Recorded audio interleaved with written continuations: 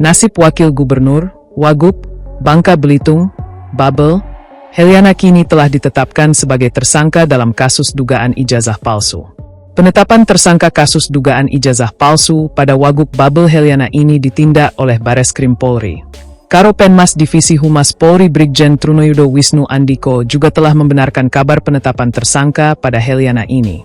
Iya benar, Wagub Babel Heliana jadi tersangka, kata Trunoyudo saat dihubungi, Senin, 22 Desember 2025.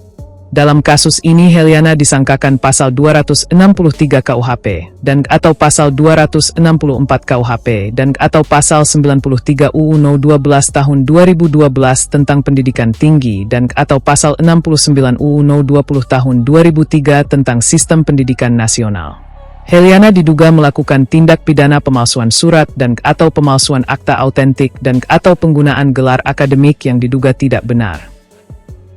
Heliana terseret kasus dugaan ijazah palsu karena adanya laporan dari mahasiswa Universitas Bangka Belitung, Ahmad Sidik, yang didampingi kuasa hukumnya, Herdika Sukma Negara. Ahmad Sidik mempertanyakan keabsahan ijazah sarjana hukum Heliana karena berdasarkan data Pangkalan Data Pendidikan Tinggi, PDIKTI.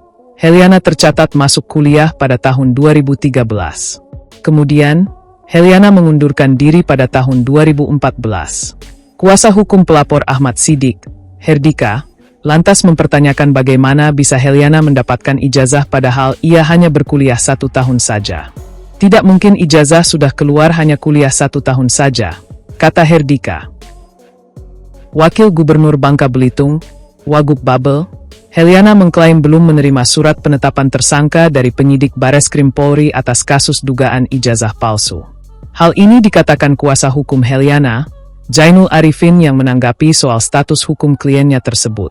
Sehingga, menurut Jainul, informasi soal penetapan tersangka itu masih bersifat prematur. Sampai hari ini tidak pernah ada surat penetapan tersangka yang kami terima secara resmi dari penyidik. Karena itu, kami meminta publik dan media untuk tidak berspekulasi serta menunggu penjelasan resmi dari aparat penegak hukum, kata Jainul saat dihubungi, Selasa, 23 Desember 2025. Meski status tersangka itu benar, kata Jainul, sejatinya Heliana pada prinsipnya adalah pihak yang dirugikan, korban, bukan pelaku tindak pidana sebagaimana yang dituduhkan, khususnya terkait isu dugaan pemalsuan ijazah. Di sisi lain, Jainul mengatakan pihaknya sudah menyerahkan bukti-bukti yang menunjukkan keaslian ijazah kliennya kepada penyidik. Termasuk bukti autentik yang menunjukkan bahwa wakil gubernur pernah secara sah menempuh pendidikan dan mengikuti perkuliahan di kampus Az-Zahra. Lebih lanjut, Jainul mengatakan jika kliennya tetap akan bersikap kooperatif dan menghormati proses hukum yang berjalan. Download Tribun X sekarang. Menghadirkan lokal menjadi Indonesia.